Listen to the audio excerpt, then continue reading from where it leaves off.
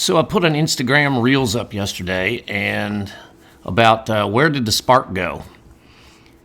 I've got a few people wanting me to make a video, and I did some extra experimenting, and so we're going to make a video. This was a little 2007 Toyota Yaris, but make and model doesn't really matter. This is all basic ignition. We're going to show some Pico captures, and I'm going to show you a couple of videos that I did some experimenting. And we're going to validate the primary drive, and we're going to prove that we have a bad coil. We're going to prove it using a scope. I understand if you're flat rate, you swap the coils around in this thing.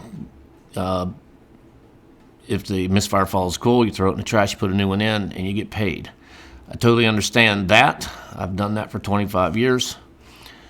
But I want to do, why is it bad? I want to prove it's bad, because if this coil was really, really hard to get to, it might be more of this style testing than Swaptronics. So thank you guys for answering the reels. I just want to say that there's no wrong answer. I did not give nowhere near the amount of information to make an educated decision, mainly because I think the Instagram reels are only 1 minute. And this video is probably going to be longer than that. So I was playing around with this here and just messing around. So if I were to slide this thing down here, and my Christmas lights would mimic the spark, except a hell of a lot faster. All right, so enough goofing around. Just remember, in the video, you're going to see this live, and I did not mention that gap in that spark tester is 3/4 of an inch. It simulates about 30,000 kV. So if your coil cannot jump that, throw it in the trash, as long as you validate the primary drive, which I'm going to go over that. So stay tuned. Happy holidays. Merry Christmas, whatever people say. And I thank you guys for watching, subscribing, liking, and all that wonderful stuff. So like I said in the intro, this is a 2007 Toyota Yaris. It has a 1-point little bitty 4-cylinder motor in it. It has a misfire, mainly under load. You could duplicate it fairly easy by snap throttle and or power braking. This car would have been very easy to unplug coils, find the offending coil, swap it around, may or may not fix the problem. But I didn't want to go that route. I had time with the car, so I wanted to look at some secondary ignition.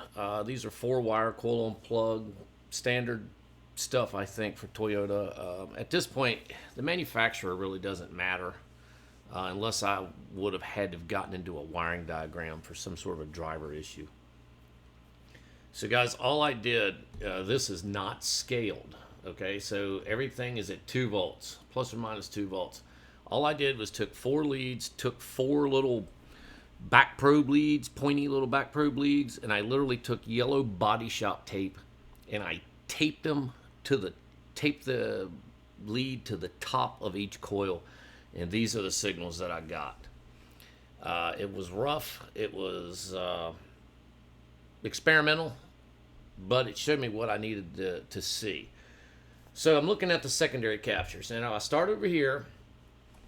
First off, this is cylinder 1, 3, 4, 2. I believe that's the firing order. I got them in like a staircase. So this one fires, and this one fires, and this one fires. It just makes it easier to look at for me.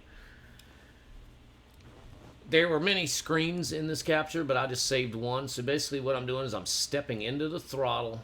Through this area is kind of a power brake. It's kind of misfiring all through here, and then I let the engine recover, and it idles over in here. You can see how the ignition spikes are getting farther apart. So that ought to be enough to tell me whether I've got, if a fuel issue, I ought to be able to see it in the secondary. If I've got a carbon track, I ought to be able to see it. I'm looking for direction is really what I'm looking for. And what I found led me to this experimentation, which led me to posting the reels, and now we're doing a YouTube video. So thank you guys for that input. So all through here it's misfiring. Right off the bat, this would be cylinder 3.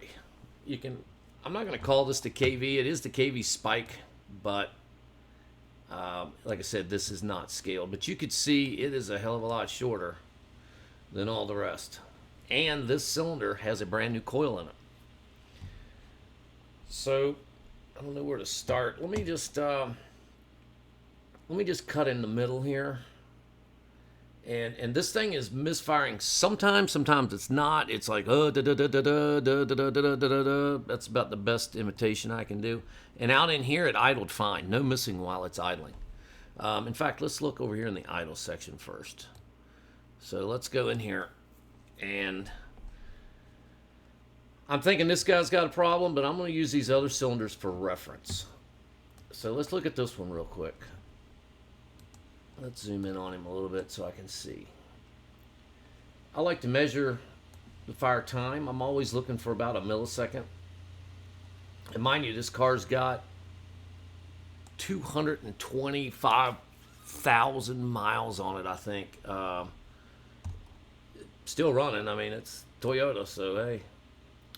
So anything over 1 millisecond of fire time, I like. So we're at 1.4. I'm looking at the KV, but there again, I'm not looking at the number. I don't have enough coil and plug adapters to do this correctly. So we're going to go incorrectly, but get to the right answer. So I'm going to lock these these rulers. I'm going to back out. And let's go ahead to be fair. Let's pick a green one. And we're just going to drag them over. And he's pretty even. Nothing crazy in the firing line. We've got coil oscillations. That means there was a little bit of energy left. It got absorbed. Always like that. We had a good turn on. Of course, here's our dwell time, our KV, and then our spark line. I don't see any crazy down sloping. I don't see any crazy lean, up in the tail. I see plenty of burn time. So, of course, we're going to save the best for last. So let's look at another allegedly a good one. Now, this one's a little crazy. I did not pull all the plugs out of this thing.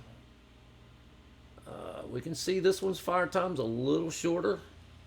It's starting up here a little bit. There could have been a gapped out plug maybe.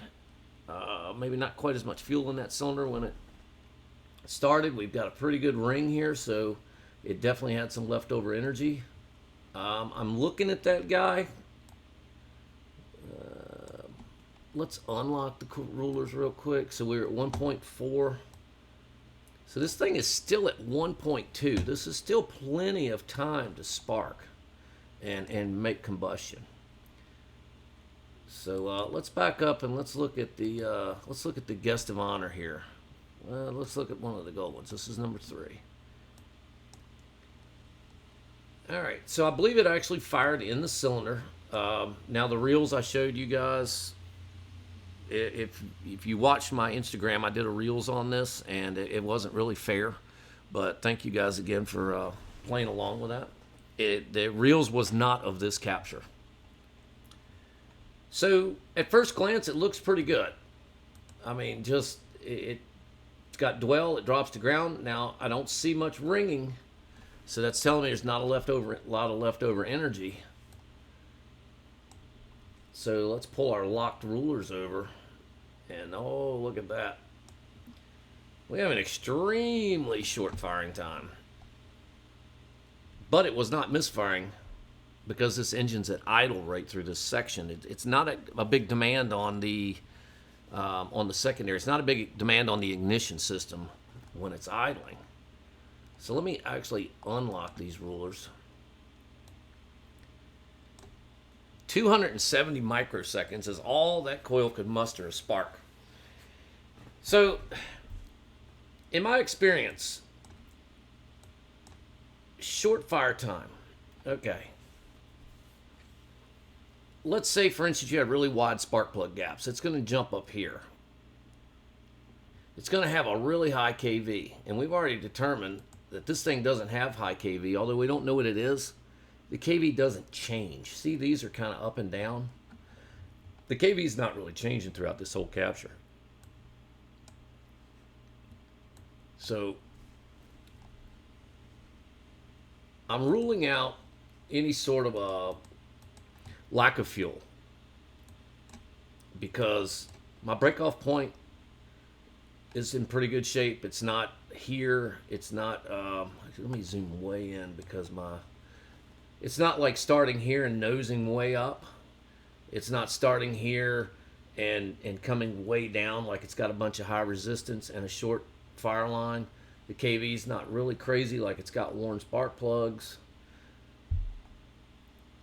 So what else could cause a short fire time in what I would call a spark-friendly environment,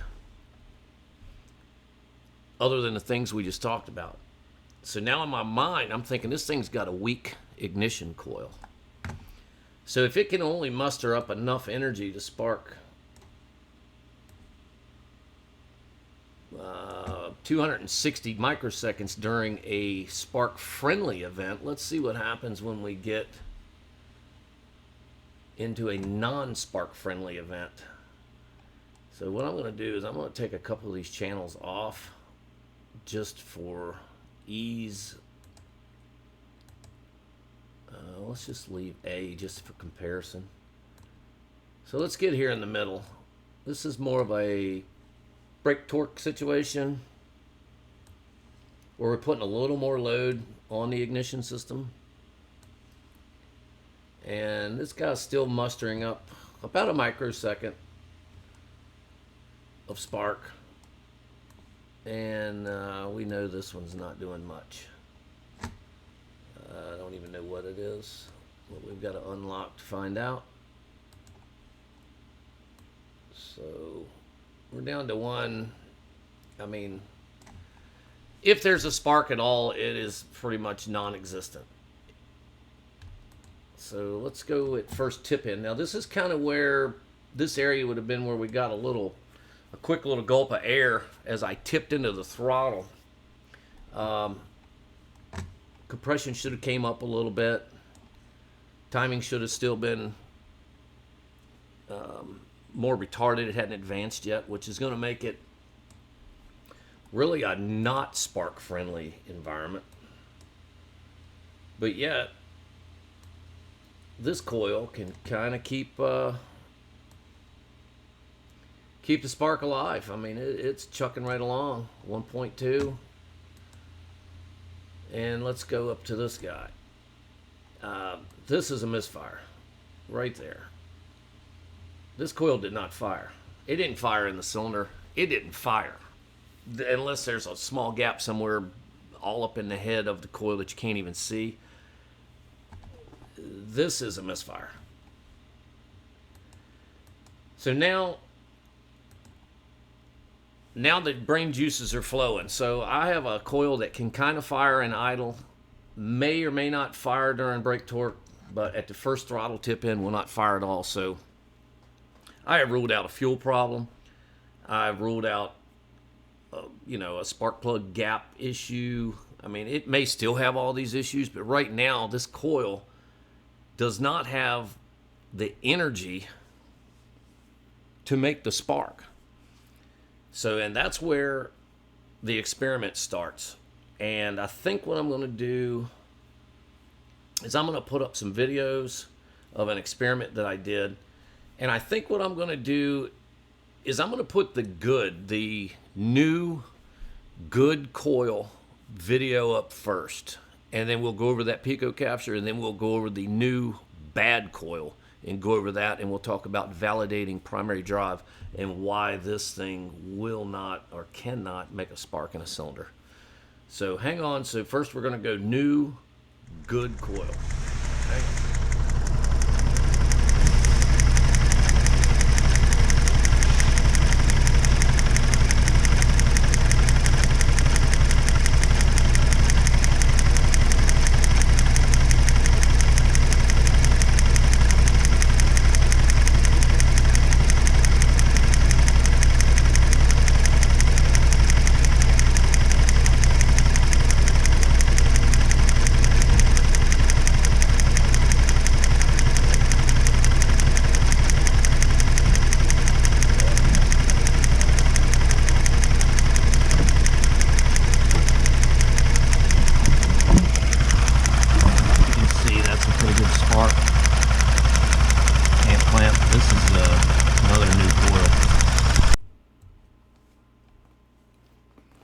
I hope you liked that little video. That thing was snapping right along.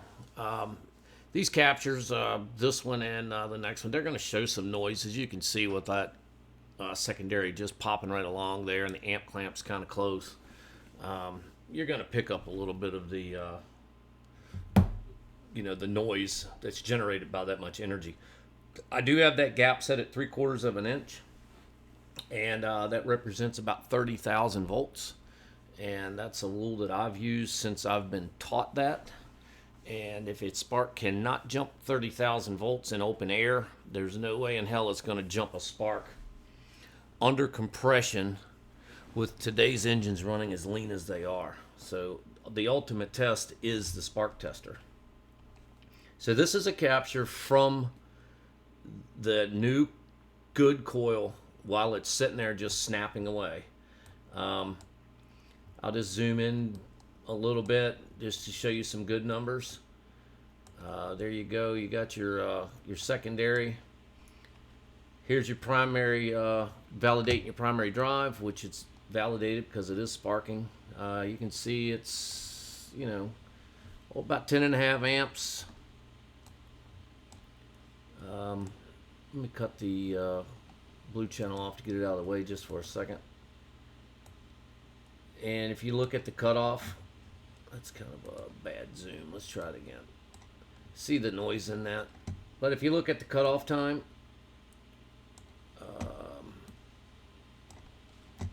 you're going to be somewhere in the 7 microseconds. I like anything under 15. You start getting this cutoff time kind of going wider and wider and wider, then you're going to start affecting your secondary. And eventually, if you get too wide, then you're not going to get a spark at all. So this was good. Jumping there in open air, about 30,000 volts. And look at the energy left over in that dude. That is just cool as can be. For some reason, these coils have I know it's not a rotor notch, but it kind of looks like it. I don't know what's going on in there. If there's some sort of a separation between where the top of the coil meets what goes down in the head, and there's actually a small spark jumping, I don't know. I might have to cut one apart and find out. But just for reference, if we come out here,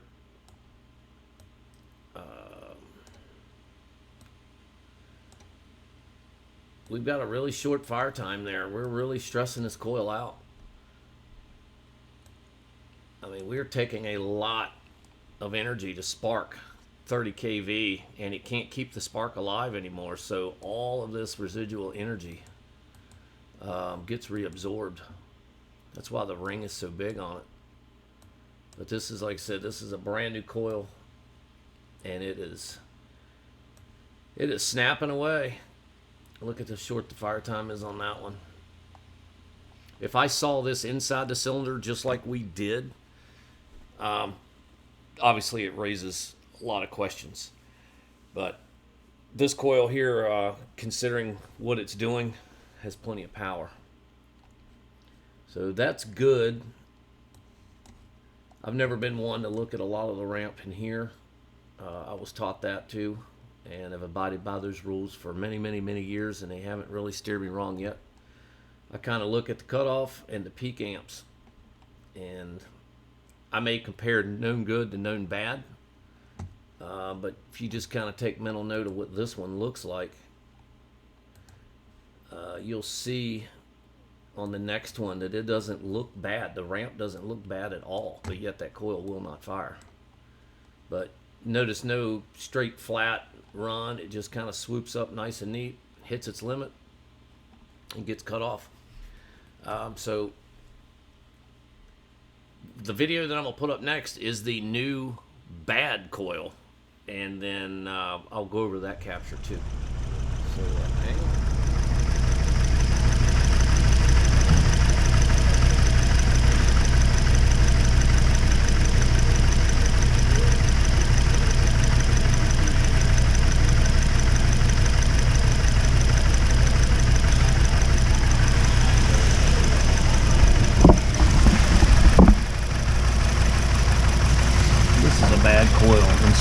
good current ramp.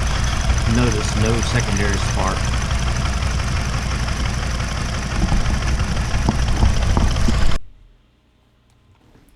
Alright, here's the capture of the coil that is not firing or not snapping. Like I said several times, this still is a new coil. It's just a new coil bad out of the box.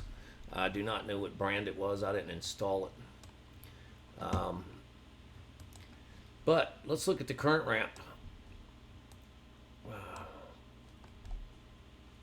Remember when I said you got a small ring in here, current ramps up. It is over 12 amps, or right at 12 amps. And why that thing jumps that way so much, but we'll validate the primary drive. And when I say validate the primary drive, this is nothing that I've made up or coined. I've learned this stuff from the great Tom Roberts. He was the owner and founder of Auto Nerds. I would suggest anybody within the sound of my voice to visit that website. There's nothing but knowledge over there. But you can see the primary drive on this coil is still, I mean, look at the cutoff on this thing. This coil has no excuse not to fire, other than the fact it is no good. Tom always taught us, if you have no spark or weak spark, and you have a valid primary drive, meaning you have adequate amperage and a nice quick cutoff time, you have a bad coil, period. I have listened to that rule, abided by that rule, and I finally now had the time to catch something that rule applies to, so I wanted to share. Here's the secondary. Now, you saw in the video, this thing is not sparking. There's no spark happening. I did not adjust the thing in. It is still set the way the new coil was. I've got all this amperage, and I don't have an open KV spike, or else it would be going crazy. In fact, I wouldn't do that. That's damaging. This coil just can't build enough energy. Now, I'm not going to be the one to stick my finger in the end of it. But there you go. I don't know where it goes. I guess this just gets reabsorbed. It builds a little bit of KV and has nowhere to go. Unless it's doing some sort of internal arcing that you can't hear or see. But remember back the first Pico capture, when I showed you the part that was kind of way over here, I called it the first tip in or whatever.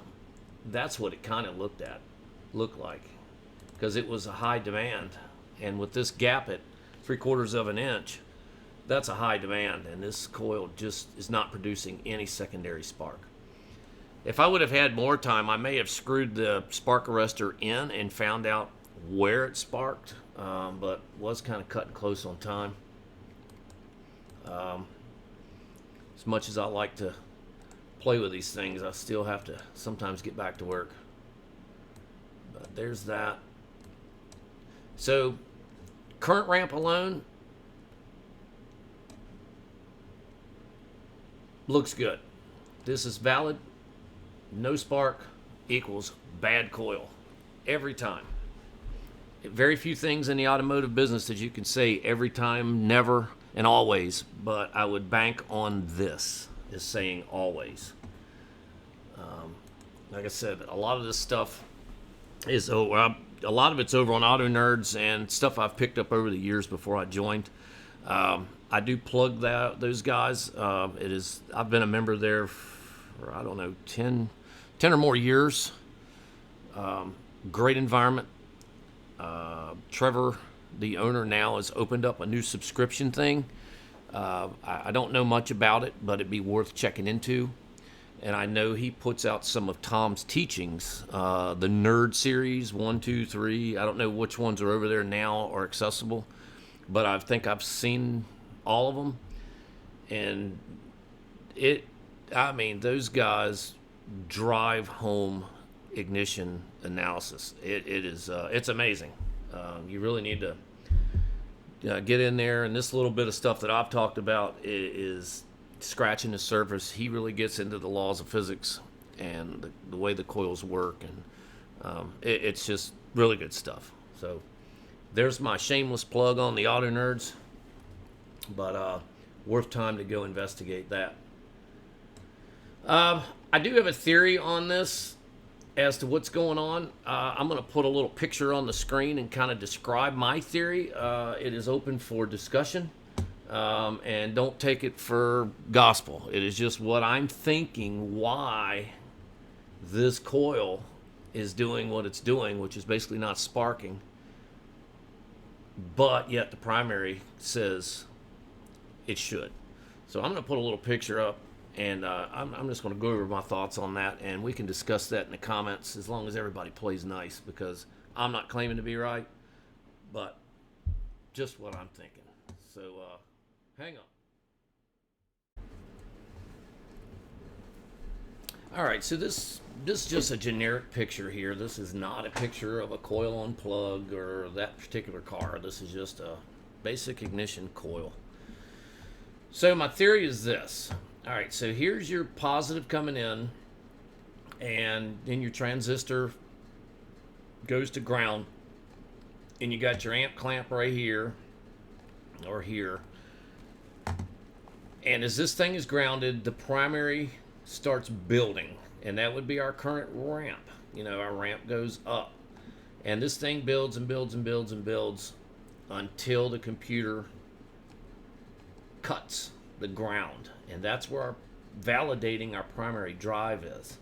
So when the computer opens this ground, so basically this ground goes away, and it goes away fast enough, that's the secret, then all of this energy gets induced into the secondary, and then that's where your KV forms, and the energy is stored enough to jump the spark, or the jump to spark plug long enough to create combustion. That's the theory. With this coil that I've got that is bad, my theory is this, and there again, it's only my theory. Unfortunately, I've got no way to prove it. It's just something I'm thinking about. The primary side of the coil on the Toyota was good. It built up a lot of amperage, and it had a good clean cutoff. Now, what I think's happening is the secondary coils inside, which you can't get to, I think they're separated. Let's say it has 5,000 coils inside. Well, when this collapses, it's going to induce voltage into all 5,000 coils. But let's say it's cut. Well, only 2,500 of them can provide the energy, which it's enough energy to say spark at idle, but not when the coil is stressed. Does that make sense? So, although if these two are not physically connected, the whole thing would still benefit from the primary collapsing.